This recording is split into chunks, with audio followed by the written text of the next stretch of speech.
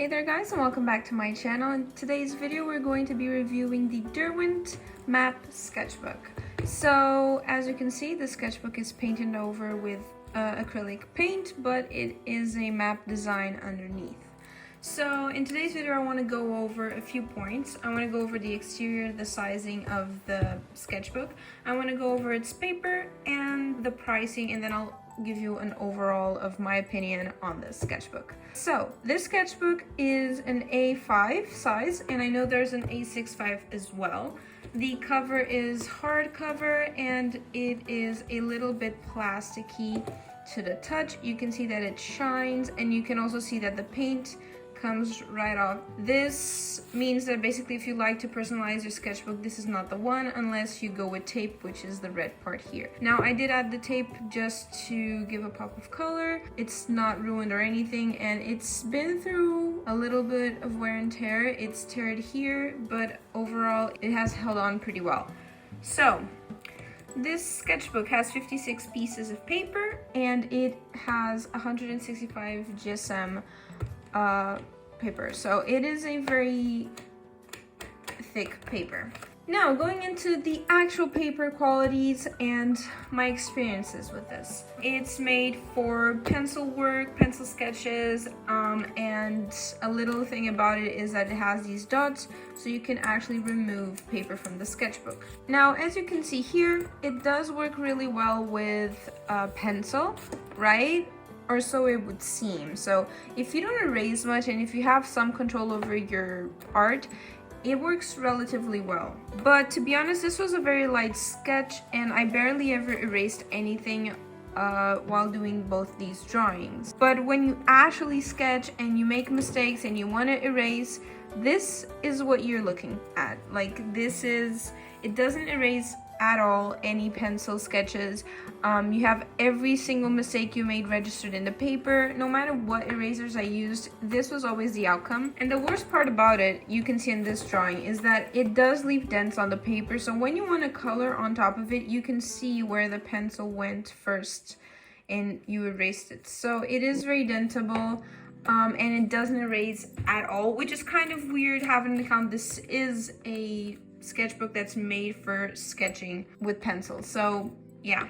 Now let's move on to painting with ink, right? So ink works relatively well. The paper takes it very well. I didn't have any kind of complaints about it. It doesn't pass to the other side, as you can see, and I've had a pretty good experience with it. It works really well. I also am not like crazy into ink at this time, so I was just using it overall with an ink brush pen, and that was it. But overall it's so thick that it doesn't allow you to see through to the other page what you drew, and I think that's pretty well when it comes to ink, and it doesn't seem like it bleeds a lot or anything. Now here's the big catch. This paper is very thick, so you tend to want to use watercolor and other mediums on this paper, and that's when it gets a little bit tricky, right? So this is a really thick wash of watercolor. I added quite a lot of water, as you can tell. They don't blend that well. I don't know, the watercolor doesn't look that well, right? And I have other examples where you can see that it doesn't blend. I wasn't crazy good with watercolor at the time, but still it's very streaky even on the parts where I made mistakes. You can see here it is also very streaky. And my worst pet peeve, right? So these are paintings that I just had fun painting on the couch, and I used a lot of water for these. They buckled the paper a little bit, okay? So this does happen with this paper. It does buckle in quite a lot, but the worst part, it bleeds through to the other side. So as you were able to see before, and now it bleeds through to the other side. And you may think, well, maybe you used too much water.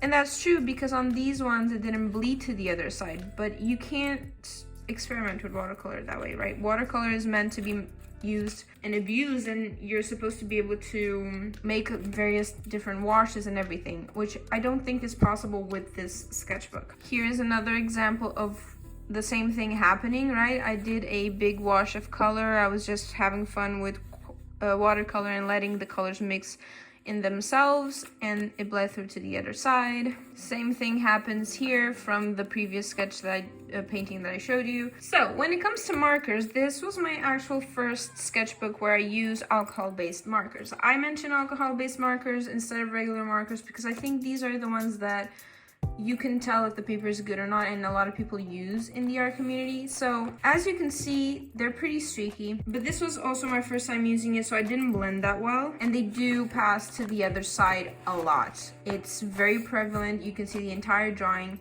but as we can see, they look pretty well and very vibrant. Here's another piece, also looks pretty well and vibrant, even though streaky, but that also might be me. And one of my favorite pieces in the sketchbook is this zero painting, and it looks very well, right?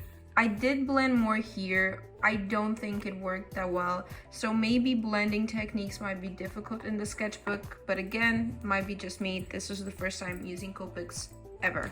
Another thing worth mentioning is that acrylic works really well. The paper adheres to it very well, but acrylic works pretty well with almost everything except plastic surfaces and stuff. So I guess there's no surprise there. And yeah, that's about it when it comes to the quality of the paper. Now let's get into the pricing. It's gonna be really quick because there isn't much to say about the sketchbook. This sketchbook is very cheap. It's very cheap and affordable. And I'm not talking about quality cheap, I'm talking about like actual price number cheap. So in my country, right, this sketchbook, A5 sketchbook, goes for about €6, and the A6 sketchbook goes in between 3 and 4 euros.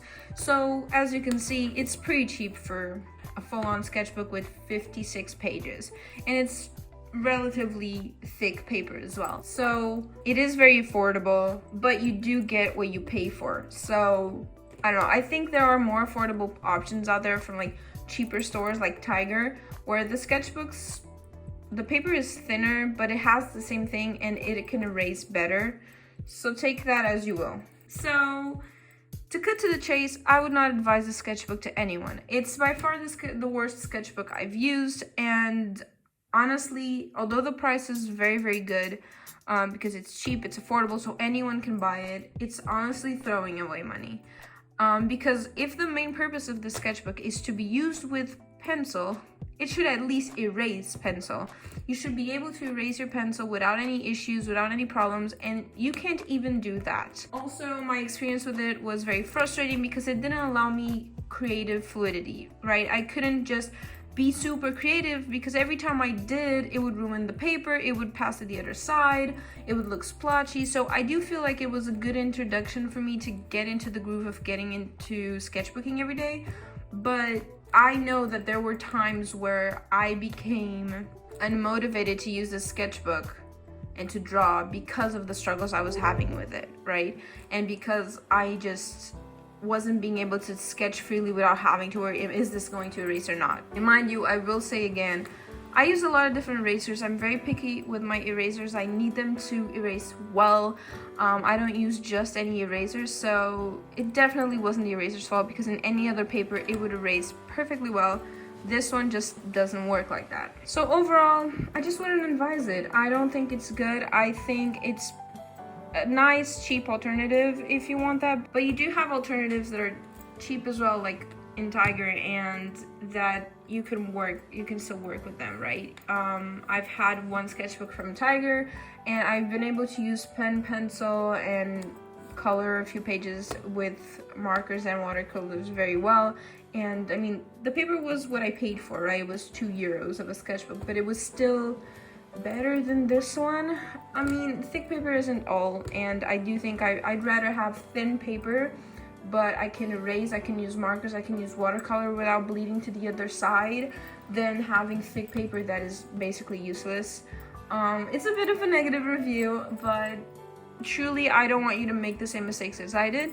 Now, if you want to give this to a child, right, that's starting to use watercolor, starting to paint and just draw and doodle, it's a cheap sketchbook, right? It's still a good quality paper sketchbook, and it's a cheap sketchbook, so you can definitely do that. Just buy it for a child or someone that's, I don't know, just draws in pen, for example, but much more than that, honestly, I don't like it that much. Anyways, I hope you guys enjoyed this video and it helps you to know a little bit more about the sketchbook if you're considering buying it or giving it to anyone. I definitely struggled finding reviews for the sketchbook at the time. I don't know currently, but I definitely wanted to leave it here because I think that if you have a really strong opinion about a sketchbook or an art supply, you should definitely put it out there, because that's what we're looking for when we want to buy something new, right? So I just wanted to give you guys an overall review of everything that I found about this sketchbook. And yeah, I just hope it helped, and I hope you guys enjoyed it. I will see you guys next week. Bye!